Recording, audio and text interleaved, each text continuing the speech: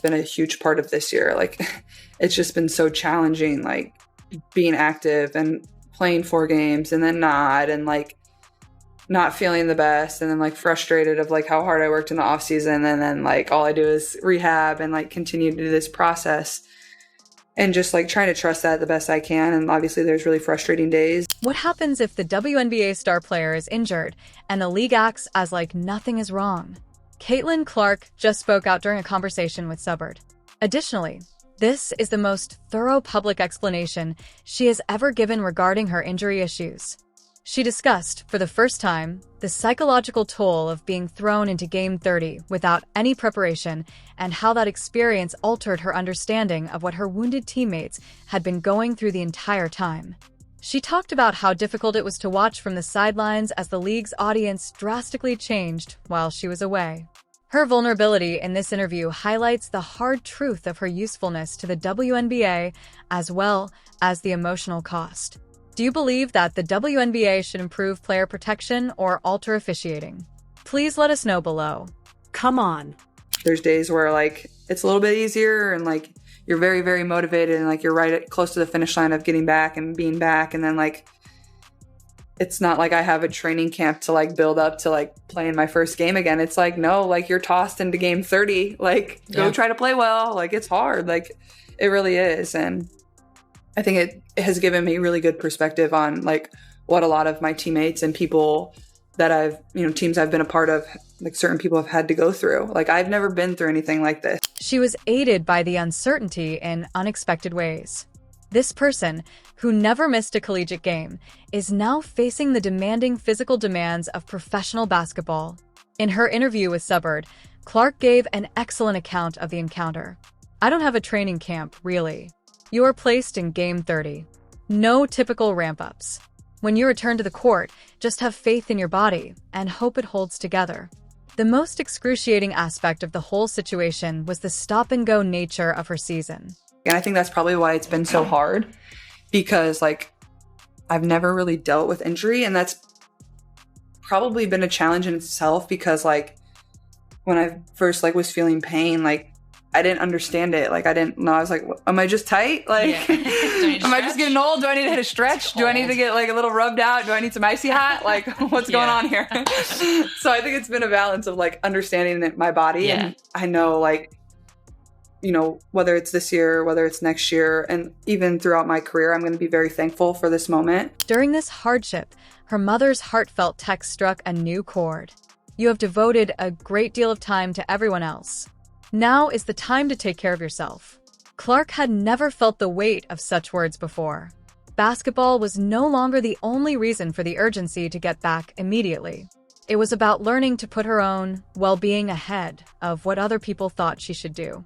This event signaled a shift in her perspective of her position and duties. I think early on with the first couple injuries, I was like, oh, like I need to get back.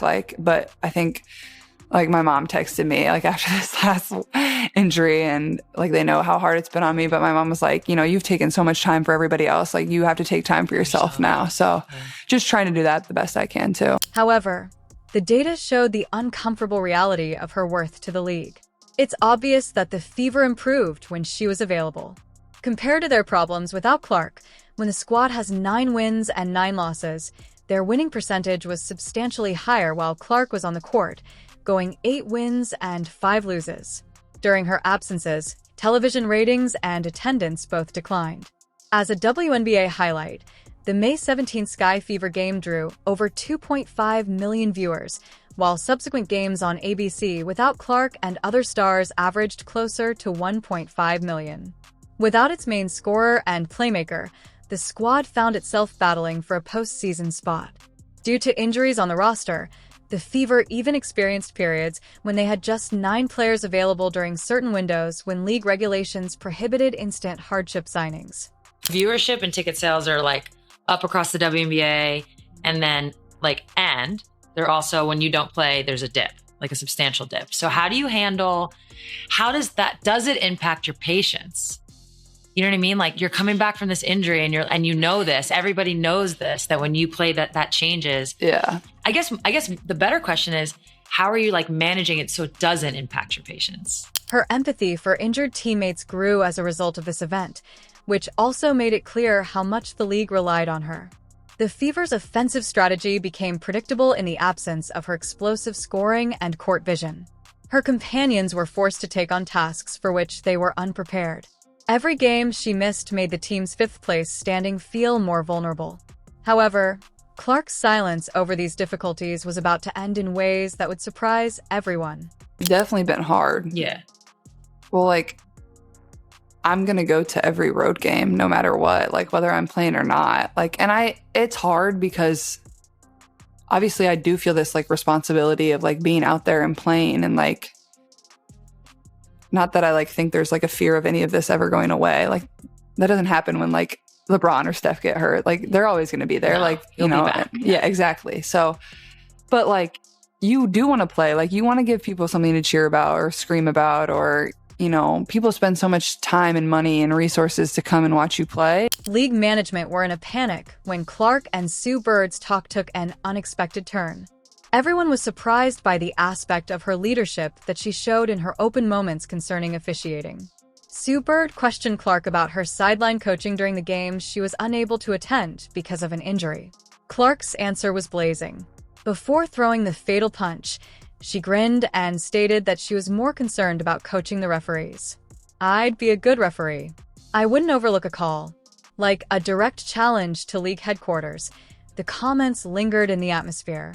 It's been cool to like see people continue to show up, and like for my teammates, whether they're like fans of the Fever or just fans of myself, like they're continuing to show up and support. And like, that's why I've been trying to take as much time as I can. Like, I sign autographs for way longer when I'm hurt than when I'm active. Yeah. So, that's never something I like wish for, but like, you know, I still want to make as much time as I can for people and, you know, give them something that they can remember. And this wasn't merely a casual jest made by an irate player. Clark's remark came during a heated season when refereeing was a hot topic among league players. Players and coaches had previously discussed consistency problems in public, with some teammates even subject to fines for their criticism. Her timing made it impossible to write off the comment as lighthearted banter. We've all seen you on the sideline, quote unquote, coaching. What do you think? More so coaching the refs. Yeah. On the other hand, I think I would be a fantastic referee. As in, I wouldn't let the call slip. XY reference.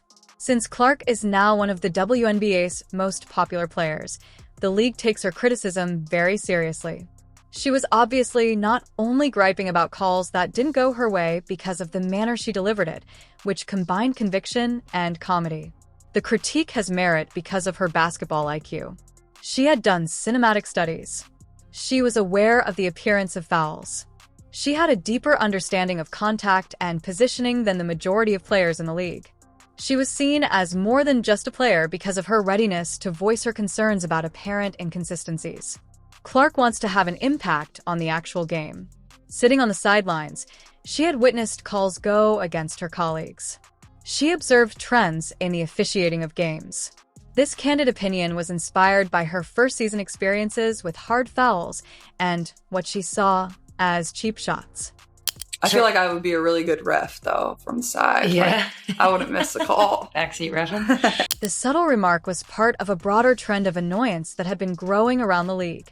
For years, players had been complaining about erratic officiating. Clark used her position and platform to voice those concerns. League bosses were alarmed to see their top star openly criticize the caliber of refereeing. The WNBA couldn't ignore Clark's direct challenge to their referees, but they also couldn't afford to alienate her.